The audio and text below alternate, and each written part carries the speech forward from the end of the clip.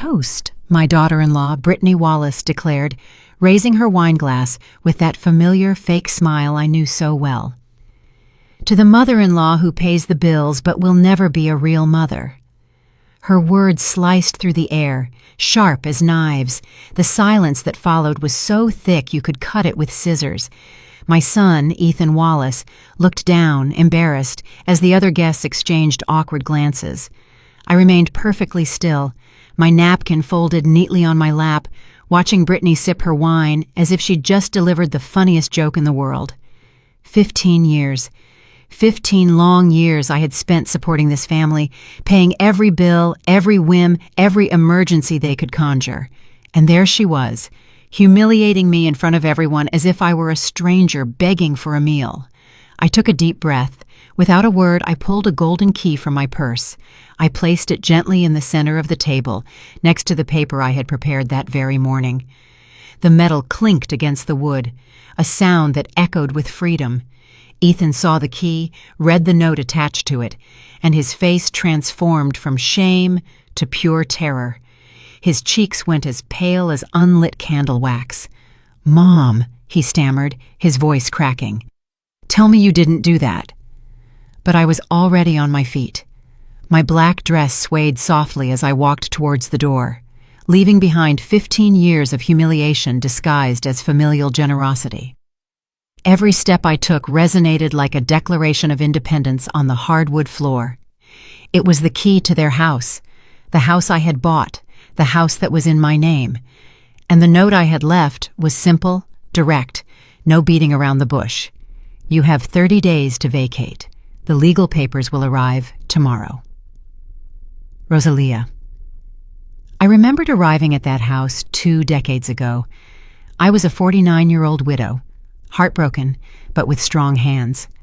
My husband, Robert, had died in an accident, leaving me alone, but with a considerable inheritance and a thriving business. Ethan was barely 24 when he married Brittany, that sweet smiling girl who called me Mom and hugged me every time she needed money. At first, everything seemed natural. The newlyweds needed help getting established. I had the means, they had the dreams. I paid the down payment on their first house, a nice 2-story property with a backyard where I imagined my grandchildren would someday play. Then came the new car, because the used one wasn't safe for a growing family. Then the vacation to Europe because they deserved a delayed honeymoon. After that, the credit cards for emergencies that never seemed to get paid off. Brittany had a special knack for making me feel guilty for having money while they didn't. "It must be nice not to worry about bills," she'd say with a theatrical sigh. "I wish we all could have that peace of mind." And like a fool, I'd open my checkbook once more. For years, I became their personal ATM. Every month, I'd transfer $2,500 for their basic expenses. I paid the mortgage, utilities, car insurance, phone bills, even gym memberships. When their children were born, I paid for the hospital, nannies, clothes, and private schools. I once calculated that I had spent over $400,000 in 15 years supporting them, and not once did I receive a sincere thank you. Only expectations, only demands disguised as urgent needs, only fake smiles followed by outstretched hands. The final straw had been that dinner. Brittany had organized a family gathering, supposedly to celebrate my 69th birthday.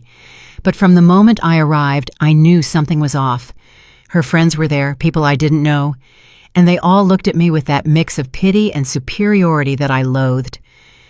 Throughout dinner, Brittany had been making subtle comments about older people clinging too tightly to their children and the importance of each generation having its own space. When they served the cake, it wasn't even my favorite flavor. It was chocolate, which I detest, but which she loves. And then came that toast, that moment when my own daughter-in-law decided to humiliate me in front of strangers, turning me into the pathetic benefactor who would never be a real mother to them. But as I walked to my car that night, something had shifted inside me. I was no longer the vulnerable widow who needed to buy love. I was Rosalia Jenkins, a 69-year-old woman who had built an empire from scratch after losing her husband. It was time to remember who I really was. Upon arriving at my apartment that night, I poured myself a glass of red wine and sat by the large window overlooking the city. The lights flickered like earthly stars, reminding me of all the nights I had spent working to build what I had. My reflection in the glass showed a tired, but not defeated, woman. My green eyes still held the spark that had won my late husband's heart and intimidated more than one business competitor. I remembered the first time Ethan brought Brittany home. She was 22, with long, wavy brown hair, and wore an emerald green dress that enhanced her light eyes. "Mom," my son had said with that nervous smile he made when he wanted something important, "I want to introduce you to the woman I'm going to marry." Brittany had approached me with apparent shyness, hugged me tightly, and whispered, "I hope we can be like mother and daughter." How naive I was to believe those words were sincere. The first few years were like a family honeymoon. Brittany called me every day, told me her plans, asked for advice on home decor, recipes, and how to be a good wife. I was delighted to finally have the daughter I never had. My marriage to Robert had been blessed with Ethan, but I had always dreamed of having a girl to teach my feminine secrets to share those intimate conversations that only happen between mothers and daughters. Brittany filled that void for a while. We went shopping together, had lunch at fancy restaurants, shared spa and manicure afternoons. I paid for everything, of course, but I did it willingly because I believed I was investing in a genuine relationship. When she became pregnant with Caroline, my first granddaughter, I was there for every doctor's appointment, buying baby clothes, preparing the nursery with the most expensive furniture I could find. Caroline was born on a rainy Tuesday in April. When the nurse placed her in my arms for the first time, I felt my heart expand to fill my entire chest. That girl had my same green eyes, my family's upturned nose, and when her tiny fingers closed around my index finger, I knew I would do anything to protect her. But things began to change subtly after Caroline's birth. Brittany no longer called me to chat, but only when she needed money for diapers, formula, or new baby clothes. Invitations to lunch became less frequent, and when they happened, they always ended with her mentioning some small financial emergency that needed my help to resolve. When Caroline turned 2, Thomas, my second grandson, arrived, a beautiful boy with his father's dark hair and a mischievous smile that reminded me of Ethan when he was little. With 2 children at home, expenses multiplied, and I continued to cover everything without complaint. Private schools, swimming lessons, piano, ballet for Caroline, soccer for Thomas, family vacations to Disney World, the beaches of Cancun, the theme parks of Orlando. Always me funding, always them enjoying. My son, Ethan, had stopped working 5 years ago. Brittany convinced everyone that he had an innovative entrepreneurial venture that required all his attention, but I never saw concrete results.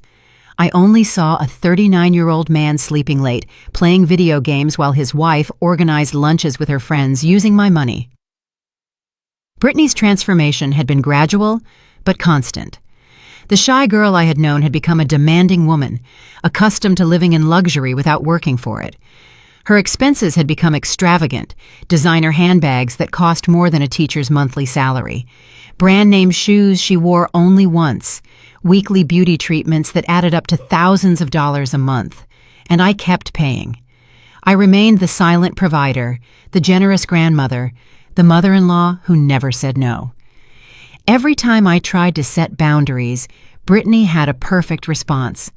"The children need stability," she'd say, with eyes full of fake tears. "We don't want them to grow up feeling like they're missing something." Or the classic, "Ethan is very stressed with the business. If we add financial worries, he could get sick." Pure manipulation, disguised as family concern. But that night, sitting by my window with the glass of wine in my hands, I finally understood what I had been denying for years. I wasn't part of their family. I was their ATM. They didn't love me. They wanted my money. They didn't respect me.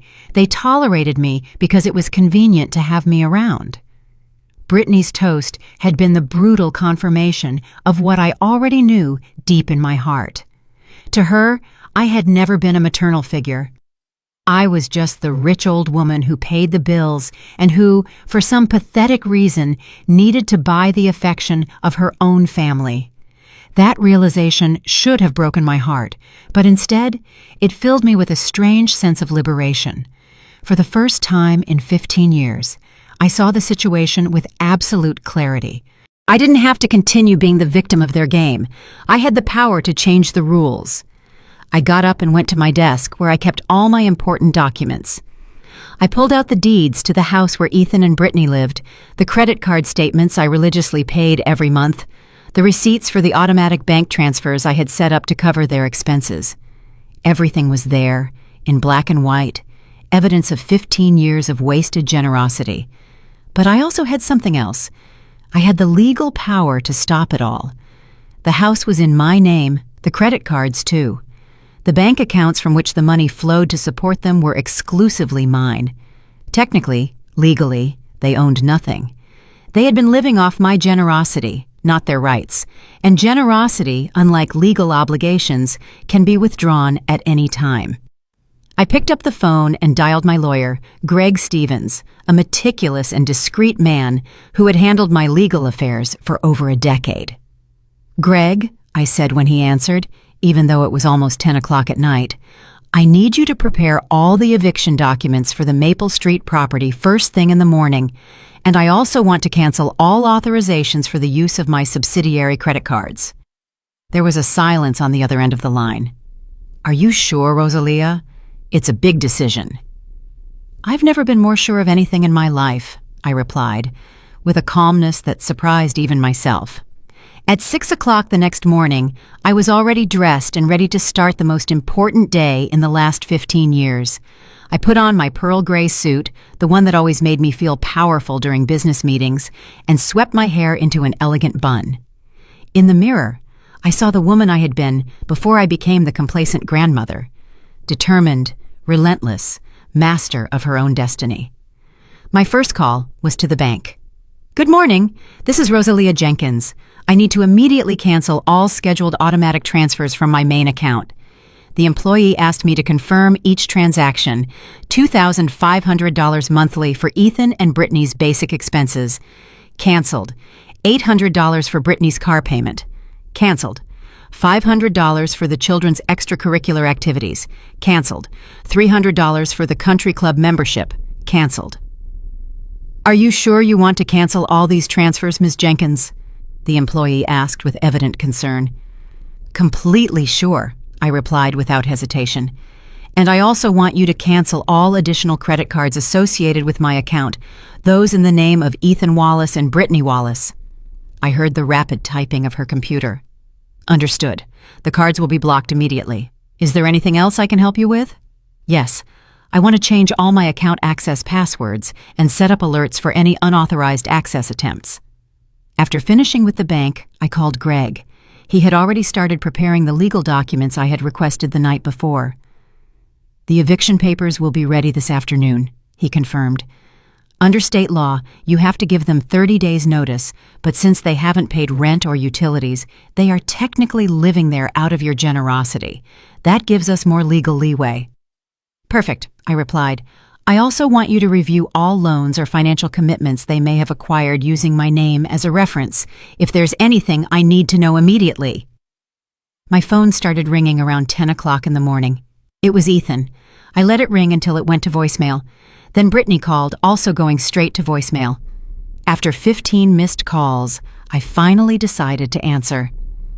"Mom, what's going on?" Ethan yelled into the phone. "Brittany went to the supermarket and her card was rejected. We called the bank and they told us all our accounts have been blocked." "Good morning, Ethan," I replied with a calm that dramatically contrasted with his hysteria. "I hope you slept well in my house." "Your house, Mom? This is our house. We've been living here for 15 years.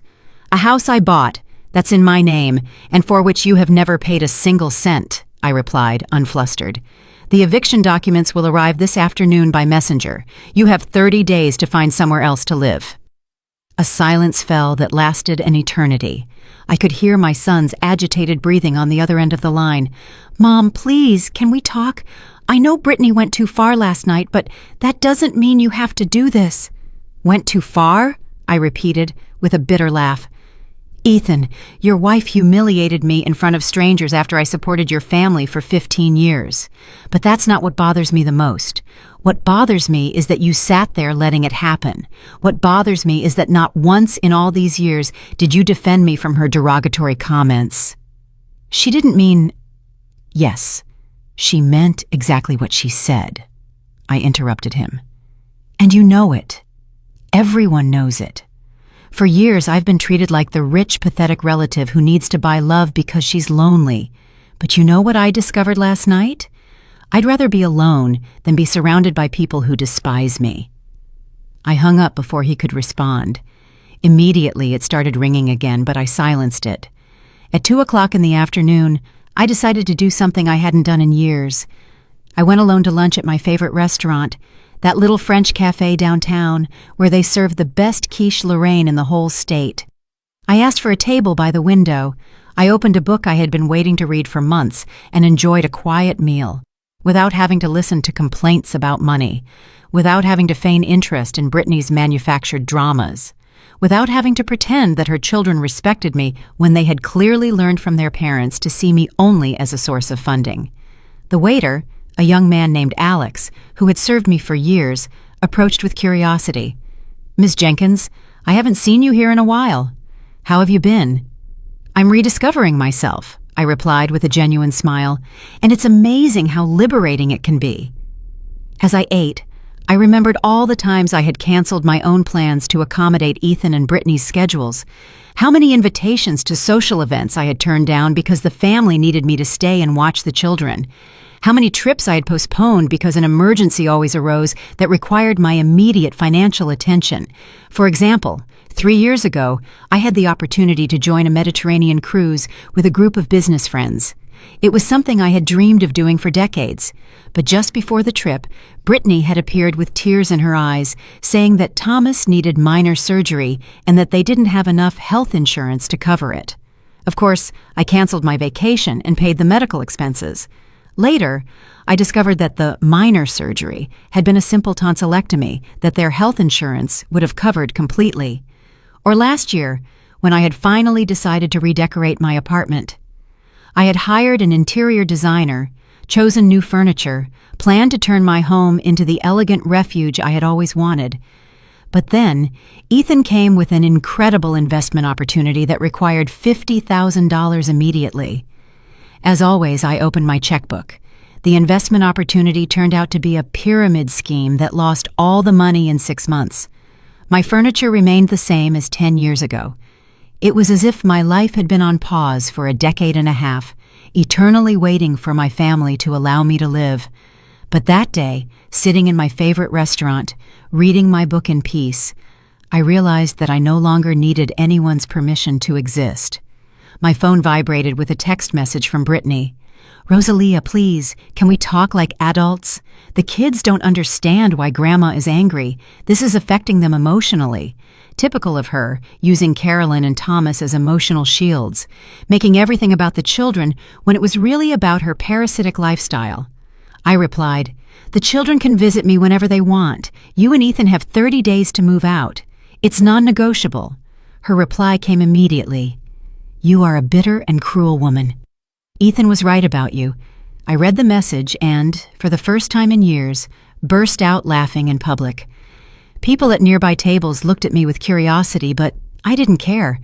There was something deeply liberating about them, finally showing their true colors without disguise or pretense. Ethan was right about me, I murmured to myself.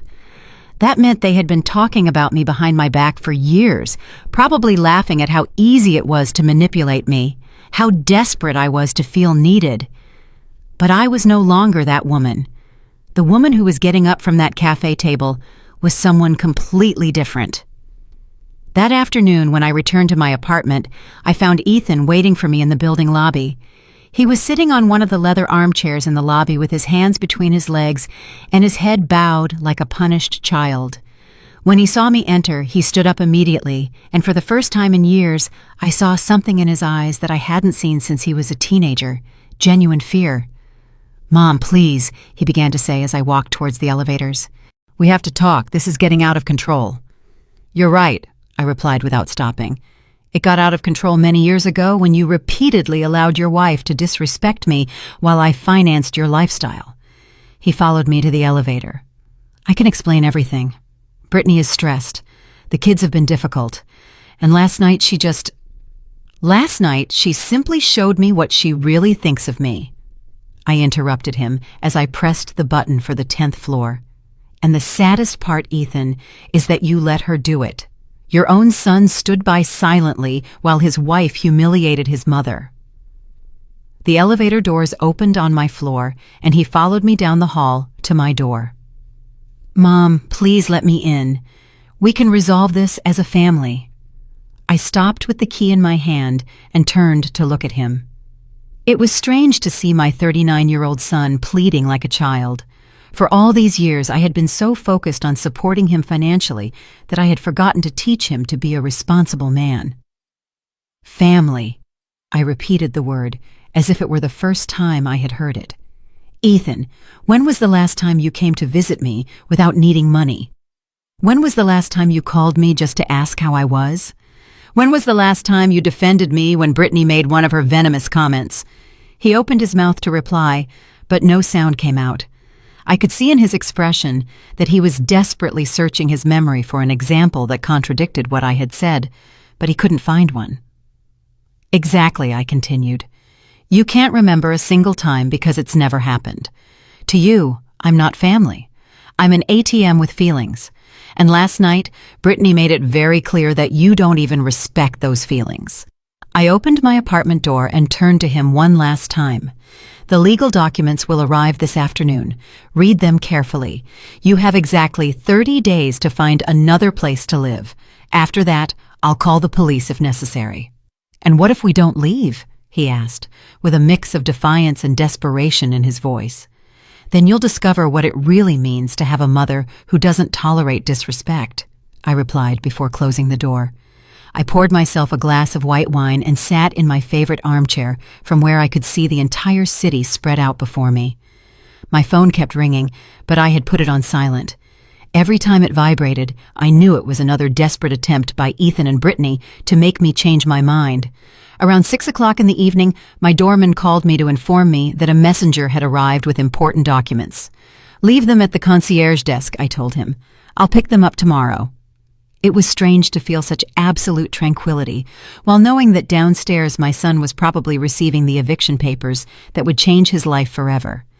That night, for the first time in years, I had a peaceful dinner. I prepared grilled salmon with asparagus. I opened a bottle of wine I had been saving for a special occasion and put on classical music in the background. I didn't have to listen to anyone complain about the food. I didn't have to mediate childish arguments. I didn't have to feign interest in Brittany's manufactured dramas about her social club friends. It was simply me, my food, my music, and my peace. As I washed the dishes, I remembered a conversation I had had with my late husband Robert a few weeks before his death. We were sitting in the garden of our first house, watching Ethan play soccer in the backyard. He was 14 then and had just argued with us because we wanted him to do his homework before going out with his friends. "Do you think we're spoiling him?" I had asked Robert that afternoon. He had pondered for a moment before replying, "I think love without limits isn't love, Rosalia. It's complicity. If we never teach him that actions have consequences, he'll never learn to respect anything or anyone." At that moment, his words had seemed too harsh. Ethan was our only son, and after 3 miscarriages, he had become our miracle. I wanted to give him everything I hadn't had in my own childhood. I wanted him to feel unconditionally loved, protected, safe. But now, almost 25 years later, I understood what Robert had meant. My limitless love had created a man without responsibilities. My unconditional generosity had raised someone who valued nothing because he had never had to work for it. And the worst part of all was that I had allowed that pattern to extend to his wife and children. Caroline and Thomas, my beloved grandchildren, were growing up with the same mindset. They expected Grandma Rosalia to pay for everything, from their expensive schools to their extravagant vacations, without ever teaching them the value of effort or genuine gratitude. But it was too late to change that. My phone vibrated with a text message from a number I didn't recognize. "Grandma, it's Caroline. Mom lent me the neighbor's phone because she says we can't use ours. Is it true that you don't love us anymore? Why is Dad crying?" My heart broke. Caroline was only 14, the same age Ethan had been in that conversation with his father in the garden. It wasn't her fault that she had grown up in an environment where Grandma's money was taken for granted. I replied immediately, "My love, of course I love you. I love you and Thomas more than anything in the world, but sometimes adults have to make difficult decisions to teach important lessons. Can you come over tomorrow after school so we can talk?" Her reply came quickly. "Yes, but Mom says we can't go to your house because you're very angry." "Your mom is wrong. My door is always open to you. Tell your dad I'll expect you both tomorrow at 4 o'clock in the afternoon. Just you and Thomas. Your mom and dad and I have adult conversations to resolve first, but you two will always be welcome at your grandma's house." After sending that message, I felt calmer. My grandchildren didn't have to pay for their parents' mistakes, but they needed to understand that actions have consequences, and that respect is not optional in family relationships. That night, I slept better than I had in months. I didn't have nightmares about unpaid bills. I didn't wake up worrying about whether Ethan had found a job. I didn't stay awake calculating how much money I would need to transfer next month to keep my family afloat. For the first time in 15 years, I slept like a free woman. The next day, I woke up feeling as if I had emerged from a 15-year coma. The sun streamed through my bedroom windows with an intensity I hadn't noticed in a long time, and for the first time in years, I didn't check my phone immediately upon opening my eyes. I was in no hurry to see how many missed calls or desperate messages I had received during the night. I prepared a full breakfast: scrambled eggs, toast with homemade strawberry jam, freshly ground coffee, and fresh orange juice. I ate slowly, savoring each bite as I read the newspaper in peace. It was incredible how different things tasted when you didn't have to gulp them down quickly between one financial emergency call and another. Around 10 o'clock in the morning, Greg called me to confirm that the documents had been delivered. "Ethan signed for them last night," he informed me. "He also called me 3 times early this morning, but as you told me, I didn't answer. Do you want me to handle all legal communication through my office?" "Yes, please," I replied. "And Greg, I also want you to prepare my will again. There are going to be significant changes in the distribution of the inheritance." There was a silence on the other end. "Are you sure, Rosalia? These decisions can be irreversible." "I am more sure of this than anything else I have ever done in my life," I told him with a firmness that surprised even myself. After hanging up with Greg, I decided to do something I hadn't done in decades. I called my sister Brenda, who lived in Miami, and with whom I had gradually lost contact during the years of intensive parenting of my parasitic family. "Rosalia?" she answered with evident surprise. "My goodness, it's been so long. How are you?" "How are you, Brenda?" I began, and for the first time in years, I could talk about my life without having to pretend that everything was perfect. I told her the whole story, from the early years of generosity to Brittany's humiliating toast, from the bank transfers to the eviction documents. My sister listened in silence for almost an hour. When I finished, she sighed deeply. "Rosalia, do you know what hurts me most about all this?" she finally asked. "What?" "That all these years, every time I called you, you talked to me as if you were the happiest woman in the world. You told me about family vacations, about the grandchildren's achievements, about how close you were as a family. I even envied you because I thought you had the perfect family, while I, here, single and childless, felt incomplete." Her words hit me like a slap of reality. "I guess I had convinced myself that it was true," I admitted. It was easier to believe I was buying genuine love than to accept that I was being used. "Sister, what you've done isn't cruelty, it's survival, and it was about time." After talking to Brenda, I felt validated in a way I hadn't experienced in years. Someone who had known me since childhood, someone who had nothing to gain or lose from my financial decisions, was telling me that I had done the right thing. At 3:30 in the afternoon, I prepared to receive Caroline and Thomas. I bought their favorite cookies, prepared hot chocolate, and tidied up the living room to make them feel comfortable. Whatever conversation we were going to have, I wanted my grandchildren to know that my love for them had not changed. They arrived precisely at 4 o'clock, accompanied by Ethan, who looked as if he hadn't slept in days. His eyes were red, his clothes wrinkled, and he had that defeated expression I hadn't seen since he was a teenager, and Robert had punished him for breaking a window playing ball at home. "Mom," he began to say, but I stopped him with a gesture. "Ethan, this conversation is with Caroline and Thomas. You can wait for them in the building lobby. They are my grandchildren, and I am their grandmother, and I have the right to speak with them alone, especially after everything that has happened." He wanted to protest, but Caroline, who had always been more mature than her age suggested, placed a hand on his arm. "Dad, it's okay. We need to talk to Grandma." Once Ethan left, I served them cookies and hot chocolate, and we sat in the living room. Caroline, at 14, looked at me with those green eyes so similar to mine, full of confusion and concern. Thomas, 11, seemed more interested in the cookies, but I could tell from his body language that he was also nervous. "Grandma," Caroline began, "is it true that you're taking away our house? Mom has been crying all day, and Dad hasn't left his room." I took a moment to choose the right words. These children deserved honesty, but they also deserved the information to be presented in a way they could understand. "Caroline, Thomas, do you know where the money comes from that pays for your house, your school, your vacations, your clothes?" Thomas shrugged. "From Mom and Dad, I guess." "No, my love, it comes from me. For 15 years, I have paid for everything in your house. The house is in my name. The bills are paid by me. Even the food you eat every day is bought by me with my money." Caroline looked at me with wide eyes. "Seriously? Dad doesn't work?" "Your dad says he has a business, but that business has never produced enough money to support the family. And your mom doesn't work either." "But then why do they always say they don't have money for things we want?" Thomas asked with genuine confusion.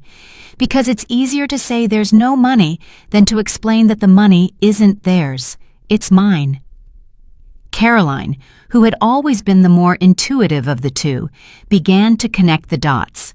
"That's why whenever we want something expensive, Mom says, 'Ask Grandma,' or 'See if Grandma can help us.'" "Exactly. But Grandma," Caroline continued, "if you pay for everything, why does Mom always talk as if we're asking you for favors?"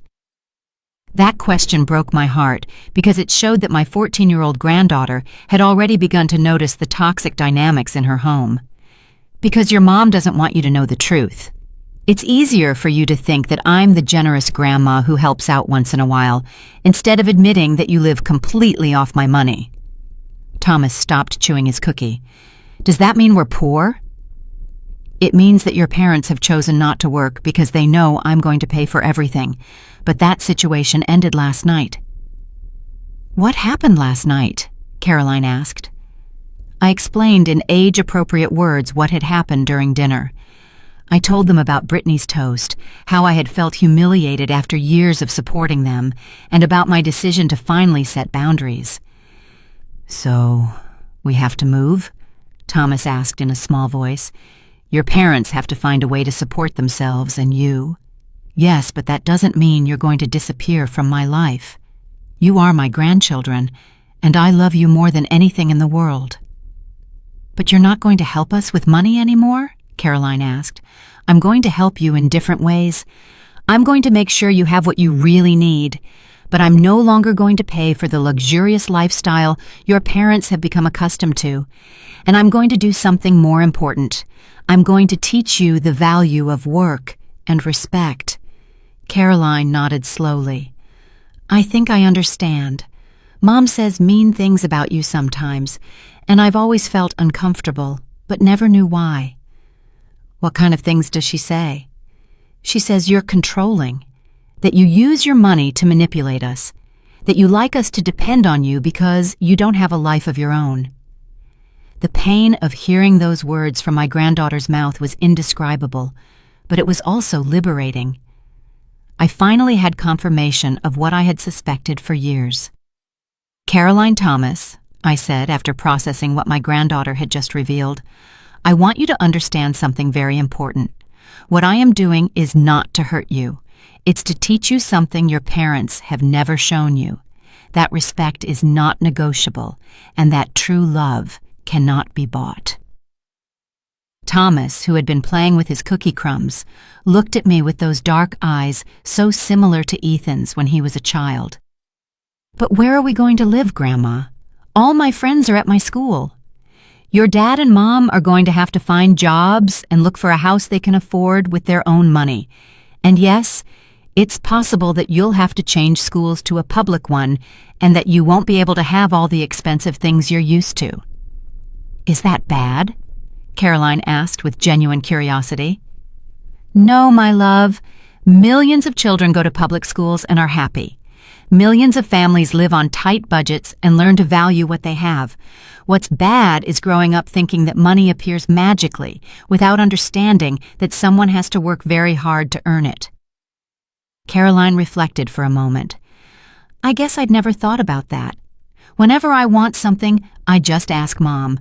And if she says there's no money, we ask you. And how do you think that makes me feel?" Thomas frowned. "Like an ATM." My 11-year-old grandson's honesty surprised me.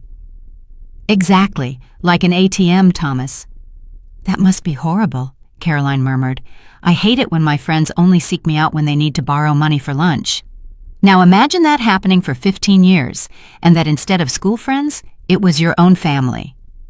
The two children remained silent, processing what I had just told them. I could see in their expressions that they were understanding the situation from a completely new perspective. "Grandma," Caroline finally said, "can I ask you something? Did you work to earn all that money?" "I worked very hard, Caroline. After your Grandpa Robert died, I had to keep the construction business we had built together going. I worked 12 hours a day, 6 days a week. I got up at 5 in the morning to review projects before the workers arrived and went to bed after midnight doing the accounting." "And Dad helped you?" "Your dad was 18 when your grandpa died. I offered him to come work with me so he could learn the business and someday inherit it, but he preferred to go out with his friends and party." Thomas looked at me with curiosity. "Dad never worked with you?" I tried to teach him several times, but every time I gave him responsibilities, he found excuses not to fulfill them. He said construction work was too hard, that he had other plans, that he would find his own way. "And did he find it?" Caroline asked, with a maturity that broke my heart. "What do you think, my love? After 15 years of marriage, have you ever seen your dad bring money home?" Caroline slowly shook her head. "Never. Whenever we need something, Mom says, 'Let's ask Grandma,' or 'See if Grandma can help us.' But that doesn't mean your dad can't work. It means he has chosen not to because he knows I will always be there to solve the financial problems." "And Mom?" Thomas asked. "Your mom is an intelligent and capable woman. She speaks 3 languages. She has a business administration degree, and before marrying your dad, she worked at a marketing company. But since they got married, she decided it was easier to live off my money than to use her own skills." The children exchanged glances that contained a deeper understanding than they should have at their age.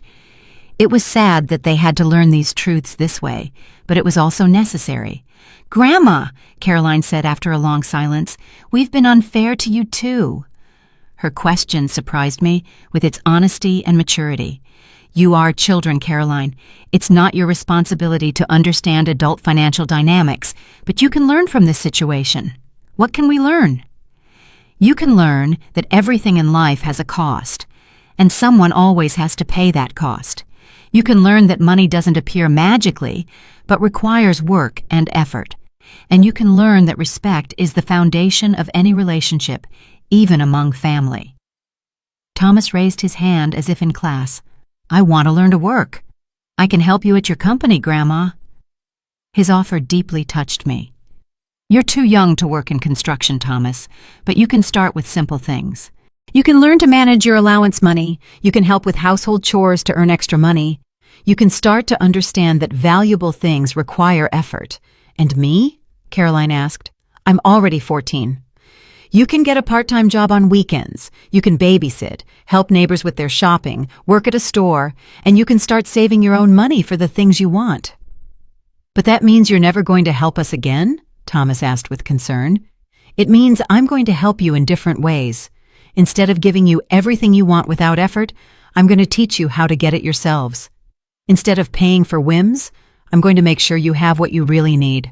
And instead of allowing your parents to use you as an excuse not to work, I'm going to show you that it's possible to be a responsible and hard-working family. Caroline nodded thoughtfully. I think that sounds better, Grandma.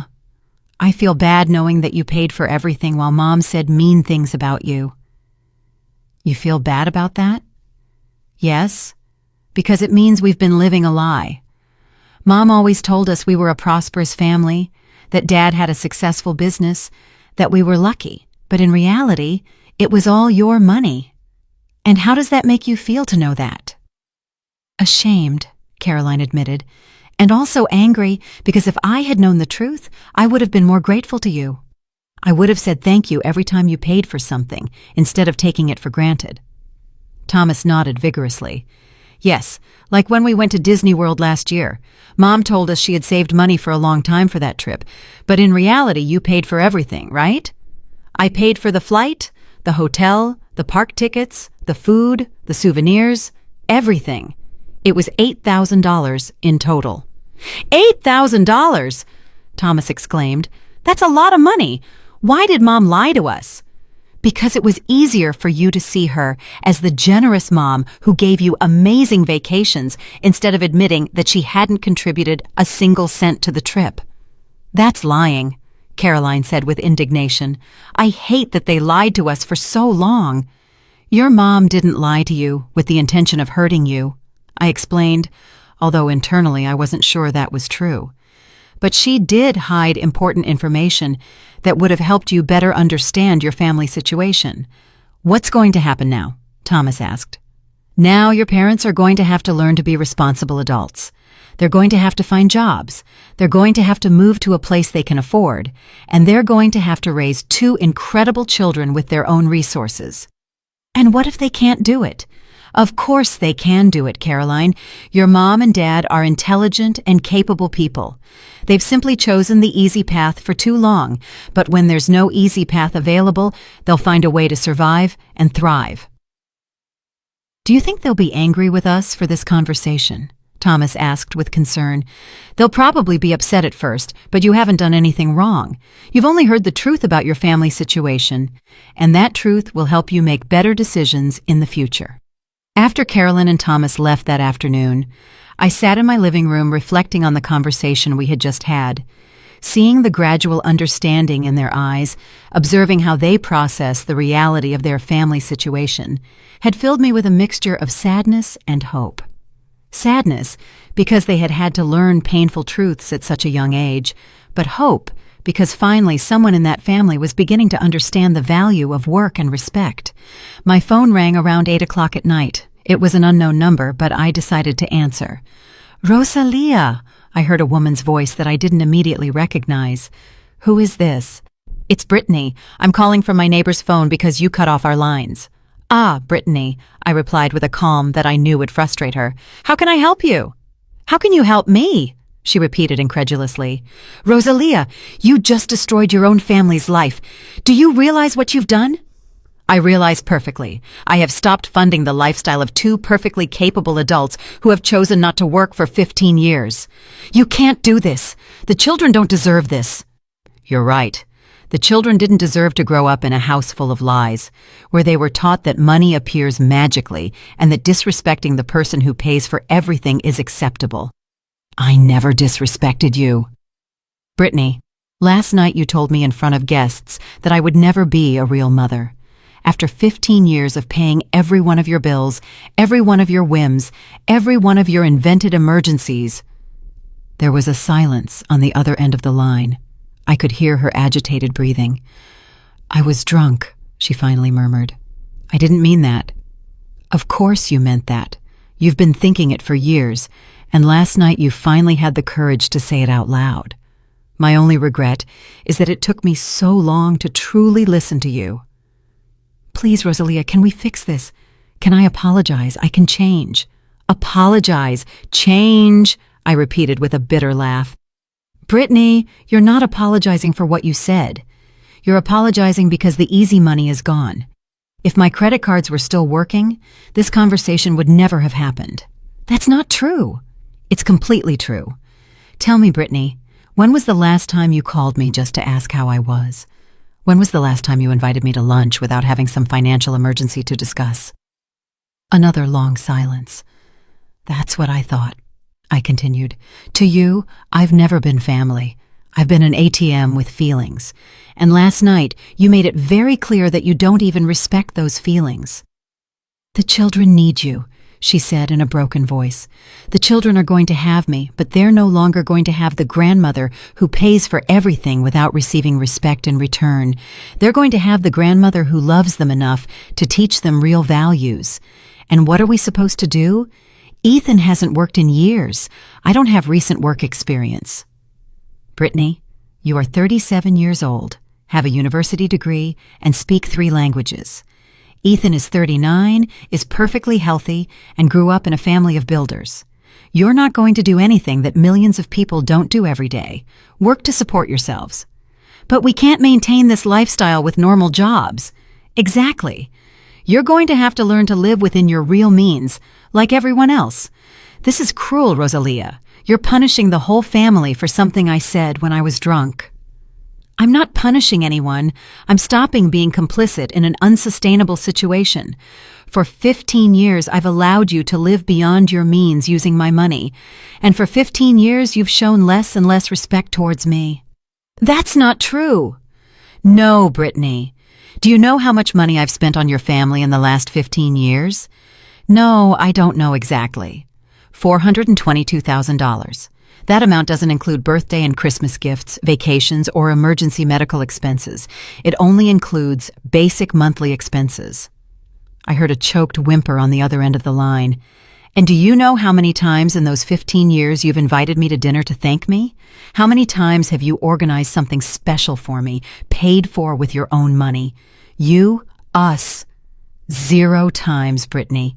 Not a single time. Every dinner, every celebration, every gift I've received from you has been indirectly paid for with my own money. I didn't know you were keeping track of all that. I wasn't keeping track until last night. Last night, I sat down and reviewed all my bank records, and for the first time in 15 years, I saw the complete reality of what had been happening. Rosalia, please, give me one more chance. I can change. We can change. One more chance.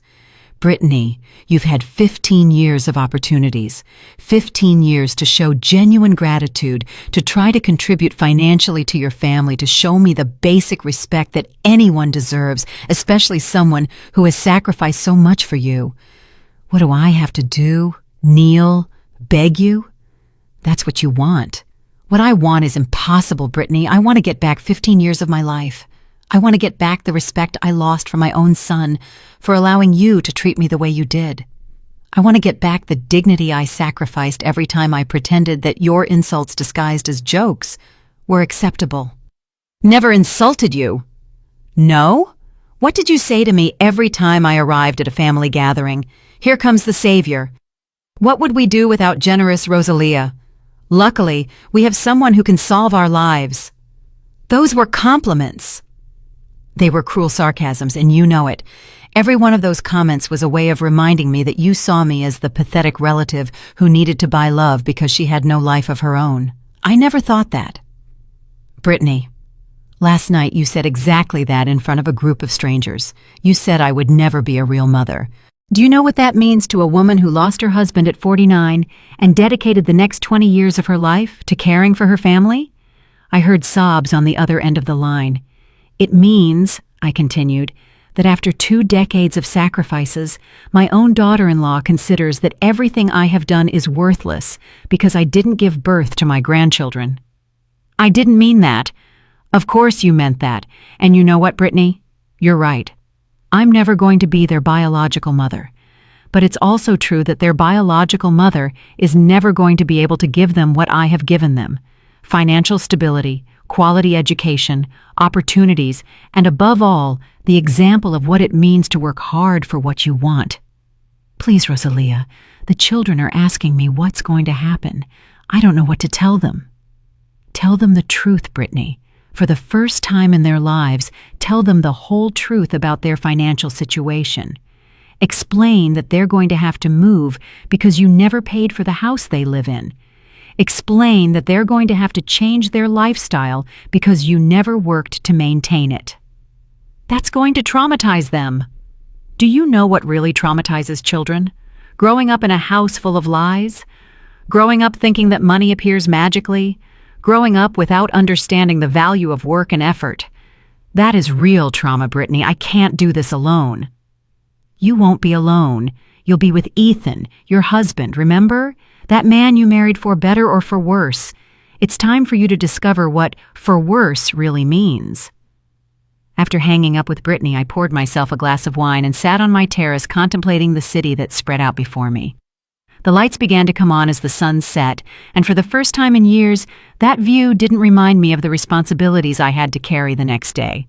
There were no other people's bills waiting for me, no invented emergencies to solve, no desperate calls to answer. It was simply beautiful. My phone vibrated with a message from Caroline. "Grandma, I talked to Thomas, and we want you to know that we understand what happened. We also want to ask if we can visit you on Saturday. Alone without Mom and Dad. We want to get to know the real Grandma, not just the one who paid for everything." Her words touched me so much that my eyes filled with tears. After all the toxicity of the last few days, reading those lines reminded me why what I was doing was worth it. I replied immediately, "Of course, my loves. I'll expect you on Saturday at 10 o'clock in the morning. We'll have breakfast together, and then I'll tell you stories about your Grandpa Robert that you've never heard." That night, I slept deeply for the second consecutive time, something that hadn't happened to me in years. On Friday morning, Greg called me with interesting news. "Rosalia, Ethan came to my office yesterday afternoon. He wants to negotiate the terms of the eviction." "Oh? And what does he propose?" "He's willing to get a job if you give them 6 more months in the house and temporarily reinstate the credit cards." I burst out laughing. "Greg, do you realize what just happened? My 39-year-old son is negotiating getting a job as if he's doing us a favor." "Yes, I realize the irony. What do you want me to tell him?" "Tell him the offer is interesting, but he needs to prove he's serious before I consider any kind of extension." "What kind of proof?" "That he has a confirmed job and has received his first paycheck before the 30 days of eviction are up.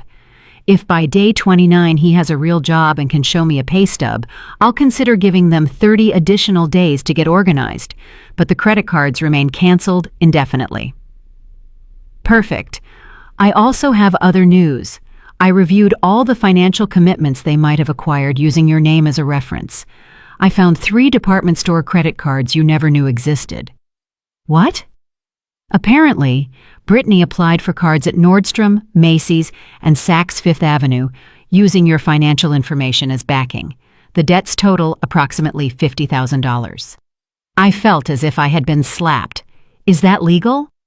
"Technically, it's fraud, but since they are members of your family and you've been paying all their other bills, it would probably be difficult to prosecute them criminally. However, you can dispute the debts and have the cards canceled immediately." "Do it. And Greg, I want you to investigate if there's anything else we don't know. If they've been using my credit information without my knowledge, I need to know everything." After hanging up with Greg, I sat at my desk to process this new information.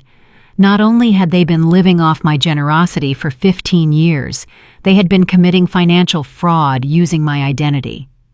The betrayal was even deeper than I had imagined.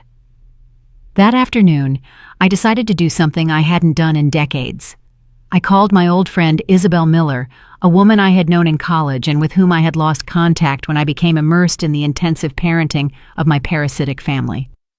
"Rosalia?" she answered with evident surprise. My goodness, how many years has it been? 10? 15? Too many years, Isabel. I've been living in a bubble, and I finally woke up.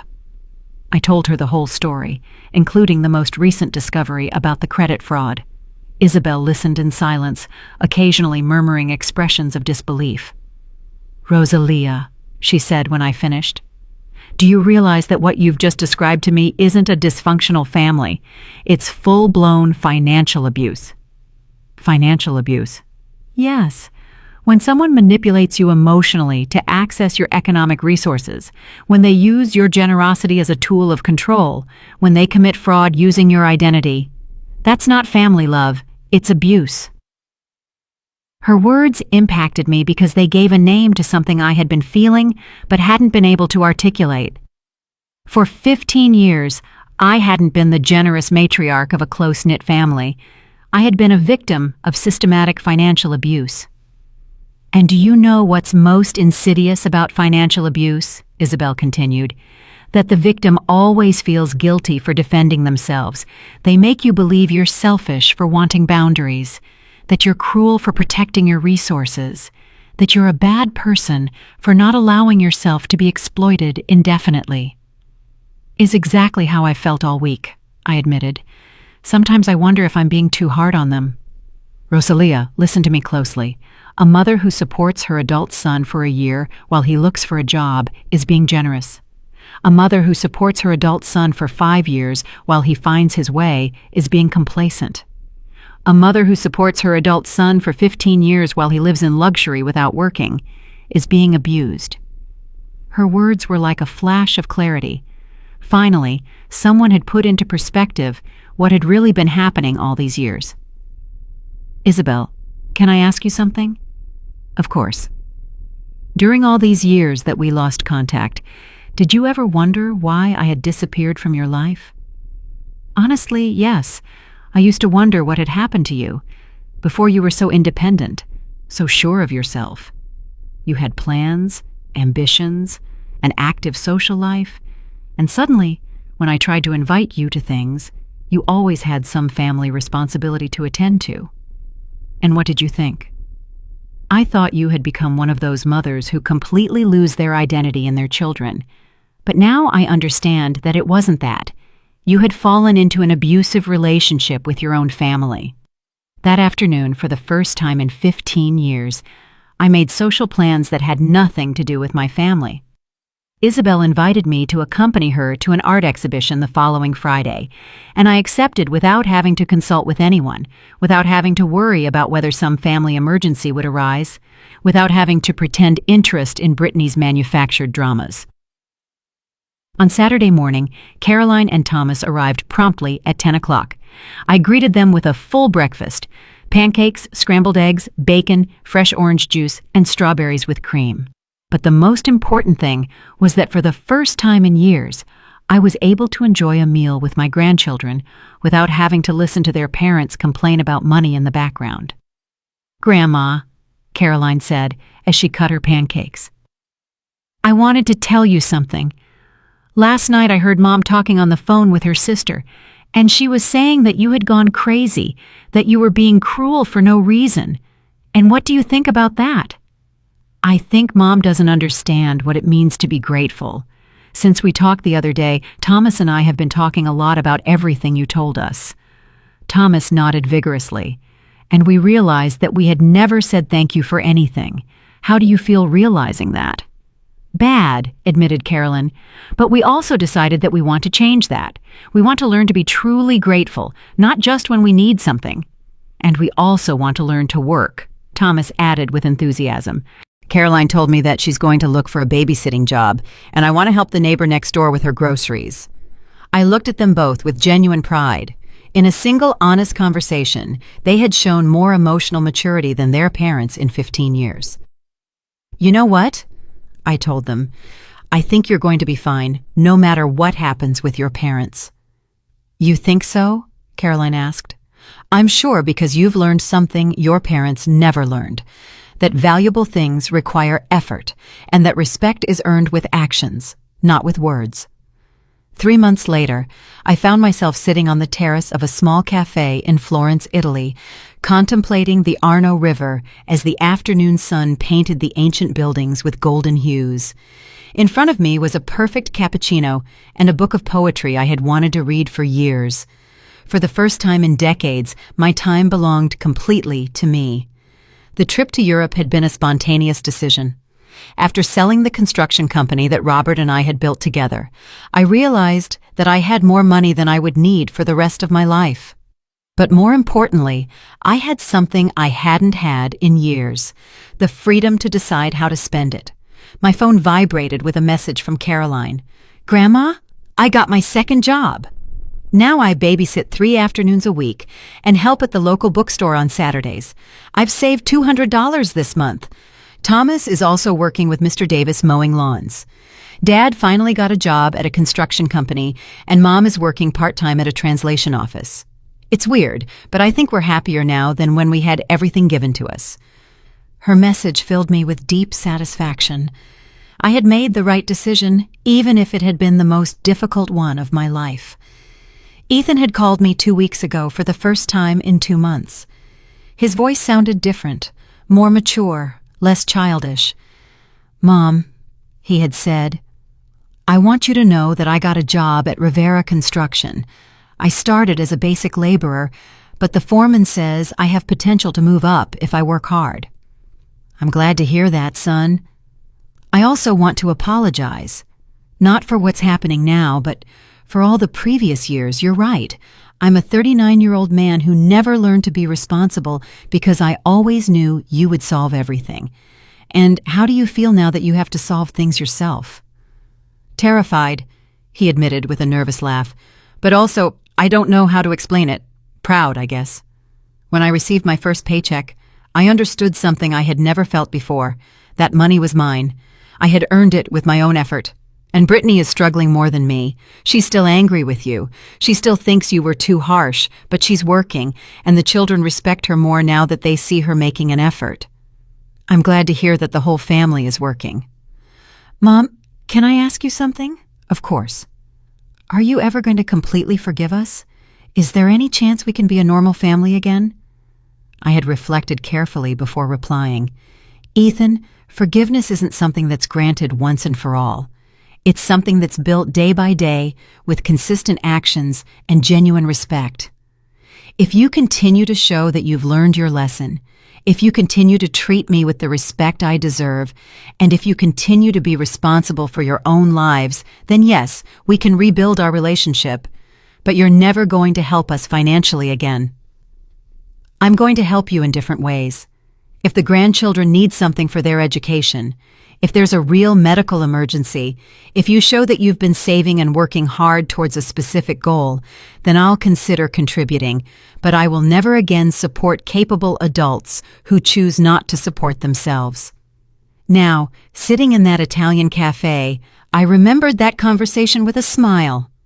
90 days had passed since I cut off all funding, and my family had not only survived, but was thriving in ways that never would have been possible while they lived off my money. Greg had sent me a report the previous week. Ethan had already received 3 raises in 2 months for his work ethic. Brittany had been promoted to coordinator at the translation office. The children were adapting well to their new public school, where Caroline had been elected class representative, and Thomas had joined the soccer team. More importantly, they had learned to live within a budget. They had sold Brittany's luxury car and bought a used but reliable one.